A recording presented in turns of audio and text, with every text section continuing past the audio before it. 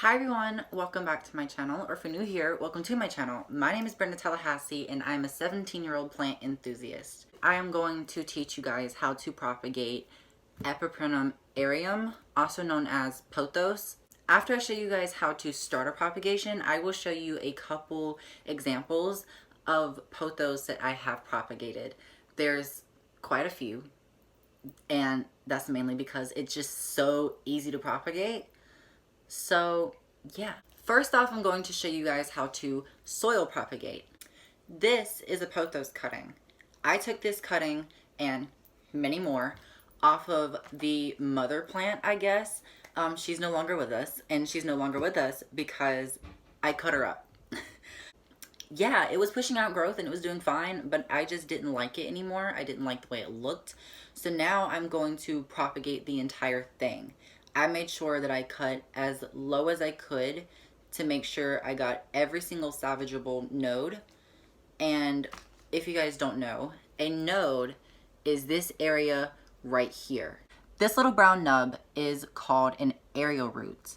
If you make a cut at each end, there's a possibility, a high chance, when put into soil, will root out and push out new growth from the dormant bud between this leaf. So, when soil propagating, you want to find a node. Basically, a node is where a leaf is or used to be and a root is present. This is where I cut the plant initially when I first cut it back. And this is where the dormant bud became active and a new vine was formed. So technically, this is no good. You can't propagate it. So what I'm going to do is just cut right here. So what's happening now is that this node just got a message that the growth that came after it is no longer present. And what that does is it sends a chemical to this node and everything below it to push out new growth going outwards. Plants typically send out a hormone telling them to grow up, but when you cut them back, it tells the plant to go out. Here's a node and it has a root. So it most definitely can be propagated. It has a very high chance of survival. And really all you want to do is just find every node and cut. Even if it doesn't have a leaf, there is a high chance that that dormant bud can become active after it roots out. Now this right here, the very, very end, it's not very hardened off. It's very just soft growth and it's just very new. So there's a very slim chance that this will survive.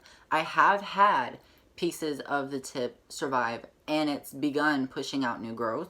But in greenhouses, they just throw this away. They don't even take the chance. I would really just recommend popping it in soil just in case, because I really feel bad for wasting plants. I feel so bad. Now that I have all of my vines cut up, this is the soil mixture I'm going to be using. It's a mixture composed of coco coir, orchid bark, and sphagnum moss. I really like this mixture because it holds on to water, but it doesn't get stiff, if that makes sense. This just stays really fluffy. It doesn't compress. This is the soil that I'm using, but you can just use any soil that you want. You can use like regular potting soil. You could use anything as long as you can keep it moist. I would say get something with more water retentive properties, if that makes sense. You really wouldn't want to pot something that you're going to keep moist in like cactus and succulent mix.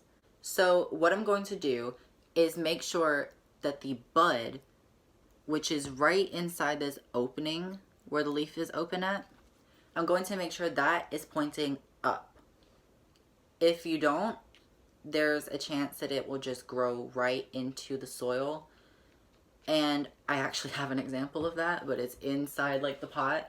My Philodendron Brazil, I went and bought a Philodendron Brazil and then I repotted it. Where they propagated it, the bud activated, but it spiraled around the pot because they planted it upside down.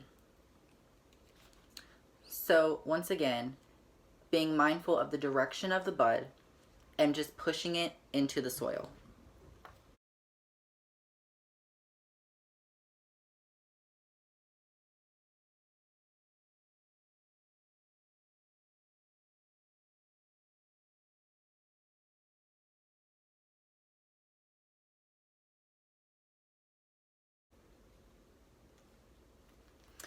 Okay, I have all the cuttings stuck into this pot. It's not going to look very pretty at first. You're going to have to give it time. So when watering this, you really want to keep it very moist. And the reason for that is because it's just going to root out way quicker and way easier. They need moist conditions for them to root out into the soil. And I would say keep it moist for a couple months, like 1 to 2 months. And really, especially by then, they would have already began pushing out new growth. And after about 1 to 2 months, I would say gradually slow down on watering them until eventually you allow it to dry out completely. Then after that, the roots will adapt to that situation, that environment, and they will need less water. So yeah, keep these moist. I would say about 2 to 3 times a week, I would say water them. Here is an example of one that I've propagated months ago. Like a periodically long time ago, months ago. Here they are. As you can see, this is a Marble Queen Pothos. This is the cuttings that I took when I initially first cut it back. As you can see, I've been keeping them moist and they've been pushing out growth and they're doing amazing. And there's even more growth coming out and that's doing amazing. And this one needs to be watered because it's wilting. But that's not surprising because it's in terracotta and it's going to dry out even quicker. Now I want to show you guys water propagation. Water propagation is the easiest form of propagation. It is my favorite type of propagation. It's just so cool. Like you can see the roots, you can see it's bomb. It's bomb, okay? I made sure to save enough vines to water propagate with. I have 1, 2, 3. Yeah, that's about it. 15 plants growing in water right now. And yes, you can leave them permanently. I have one that I will be leaving permanently. The others will be finding their ways into pots somewhere, I believe. I don't know. I used to tell myself that I was going to keep it in water, and then as soon as I saw a root get like 2 inches, because that's how long you need to wait in water propagation, for it to get 2 inches, you can go a little bit more. But what's going to happen with water propagation, the longer the root's going to get, the harder it's going to be for it to transition from water to soil, because they're 2 different things. If you do plan on transferring it from the water to the soil, you need to wait, or you need to transfer it when the roots get about 2 to 3 inches. I've seen people let theirs get about like 10 inches and they're just like, today we gonna pot this in soil. It's a propagation. It's been in there for a couple months. I'm like, no, Miss Thing. And then they talk about, I don't know why it's dying. It was doing so good in the water, and now that I put it in the soil, like it's just like, it's because you waited very long. Very long. Okay.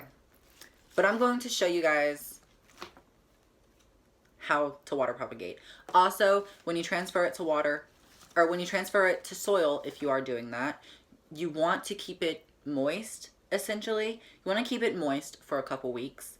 And with, just as a soil propagation, you want to gradually let it dry out over time. So maybe after you put it in soil, keep it moist for like 2 weeks, 2 to 4 weeks. I would say about 4. Just keep it moist for about 4. Let it root out some more, and then over time, just over like the next few weeks, about maybe the next 4 weeks, let it dry out a little bit and a little bit and a little bit more over time before you water it, and then just let it dry out completely one time and just see what happens. Okay, this is a very old container. I don't know how clean it is because it's been in my little doodad, but all you need is some tap water. And now all you gotta do is just stick it in the water.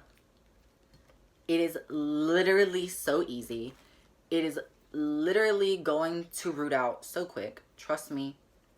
I don't think, yeah, these aren't going to live permanently in soil. They are just going to root out in this water, and then eventually I will pot them in soil. While you're waiting for the roots to grow, you want to change the water at least once a week. Or you can just change it every single day, every other day, just as long as you do it at least once a week. And that is so the water does not become stagnant and just basically kills the plant. It doesn't have any oxygen. The roots can't breathe. Yes, even in water, they need to breathe. And if you want to leave this plant in water permanently, again, change the water at least once a week. This video was going to be like a video about like me just doing chores, like plant chores. So I was going to propagate the plants in this video, or like in the video, but I was also going to be going around cutting off dead leaves, cutting them up, putting them in my dead leaf bin for my terrariums. I was going to repot this gigantic aloe vera. I was going to do a lot. And I started to do stuff and I was like, oh, wait, I need to film a video. So maybe I'll film a video after this.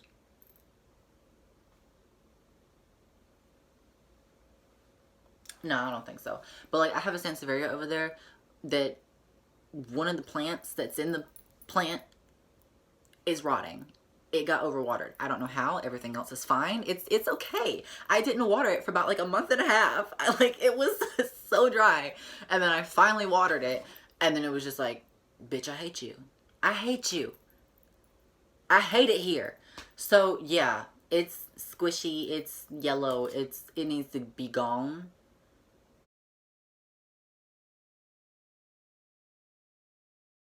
Thank you guys so much for watching. I will see you guys in my next video. Bye!